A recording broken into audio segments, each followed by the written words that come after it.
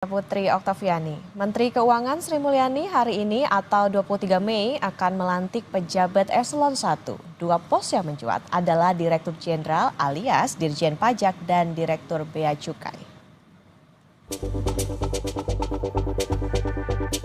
Kementerian Keuangan dikabarkan akan merombak susunan pejabat eselon 1 di level Direktur Jenderal alias Dirjen. Hal ini dikonfirmasi dengan jadwal pelantikan pejabat eselon 1 pada 23 Mei yang Kompas TV terima. Dua nama baru mencuat. Bimo Wijayanto yang merupakan alumni SMA Taruna Nusantara akan menempati posisi Dirjen Pajak.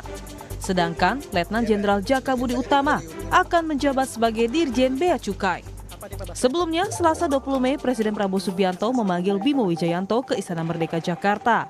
Bimo bilang, Presiden meminta ada hal yang harus dilakukan untuk mengamankan penerimaan negara dari sisi pajak dan bea cukai. Nanti sesuai dengan arahan Menteri Keuangan akan bergabung dengan Kementerian Keuangan, begitu juga dengan Legend Jaka.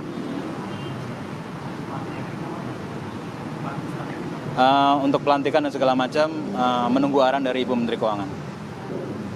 Saya belum bisa memberikan ke publik, saya harus berkonsultasi dengan Menteri Keuangan. Tapi memang ada beberapa hal yang diberikan arahan kuat oleh Bapak Presiden untuk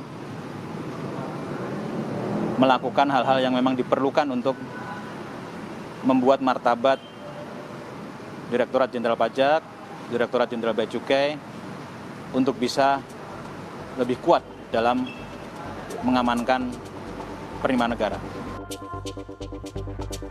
Selain Bimo, nama lain yang juga dipanggil Presiden adalah Letjen TNI Jaka Budi Utama yang disebut-sebut akan mengisi jabatan Dirjen Bea Cukai.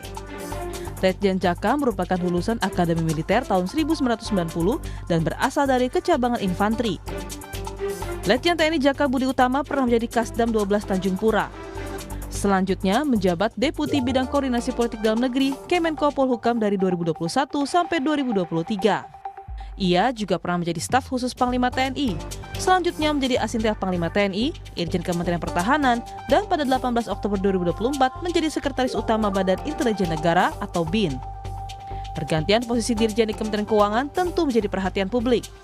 Tantangan terbesar yaitu baik dari sisi penerimaan pajak dan pengawasan bea cukai. Tim Liputan Kompas TV. Informasi terkini saudara kita sapa jurnalis Kompas TV di kantor Kementerian Keuangan. Ada Renata Panggalo dan juru kamera Hanil Rivelino. Selamat pagi Renata, jadi pukul berapa pelantikan akan berlangsung dan siapa saja yang akan dilantik nanti?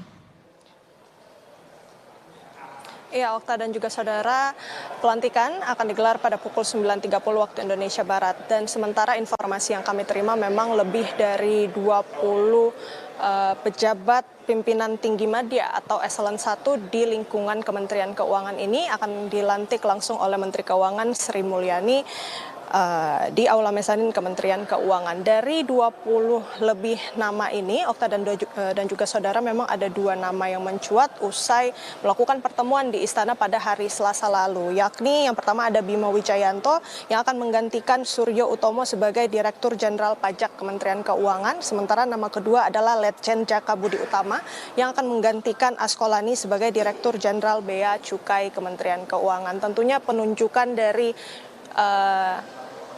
pejabat tinggi eselon 1 ini tentunya juga khususnya dari dua nama yang mencuat diharapkan bisa mengoptimalkan penerimaan negara khususnya melihat kondisi ekonomi dan juga perlambatan khususnya pertumbuhan pajak di beberapa tahun terakhir ini. Okta. Oke Renata, jadi ada dua posisi Dirjen yang mencuat akan digantikan yakni Dirjen Pajak dan juga di Bea Cukai. Lantas tantangan dan tugas apa sebetulnya yang menanti bagi dua posisi ini? Iya, secara umum Okta dan juga saudara memang tugas utamanya ini adalah untuk mengamankan atau mengoptimalkan penerimaan negara. Tantangannya sendiri memang kita melihat adanya perlambatan ekonomi khususnya dari pertumbuhan pajak terhadap PDB yang dimana ini mengalami perlambatan dari beberapa tahun terakhir.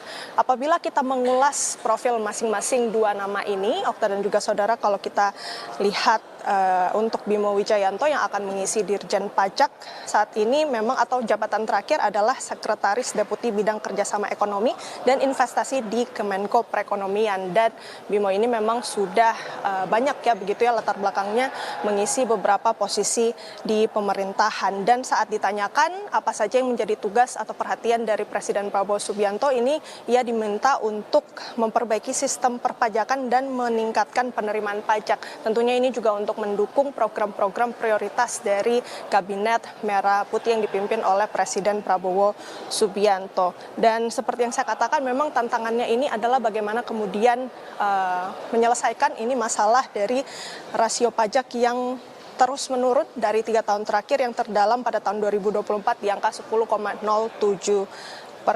Sementara untuk Jaka Budi Utama yang nantinya akan mengisi posisi Direktur Jenderal Bea Cukai Kementerian Keuangan, saat ini statusnya memang masih merupakan Letnan Jenderal TNI aktif dan posisi terakhirnya ini menjabat sebagai Sekretaris Utama Badan Intelijen Negara sejak 18 Oktober 2024. Dan apabila kita melihat posisinya juga di pemerintahan, ia sempat menjabat sebagai Deputi Bidang Koordinasi Politik Dalam Negeri Kemenko Polhukam pada tahun 2021 hingga tahun 2023. Meski posisinya atau jabatannya ataupun statusnya yang masih merupakan TNI aktif, hingga saat ini memang Letjen Jaka belum memberikan keterangan apakah dirinya akan mengundurkan diri usai dilantik. Namun kalau kita melihat lebih dalam lagi profil dari Letjen Jaka ini, memang ia merupakan salah satu orang yang cukup dekat dengan Presiden Prabowo, dan yang menjadi menarik untuk disimak apakah nantinya dengan penunjukan dari Letjen Jaka ini bisa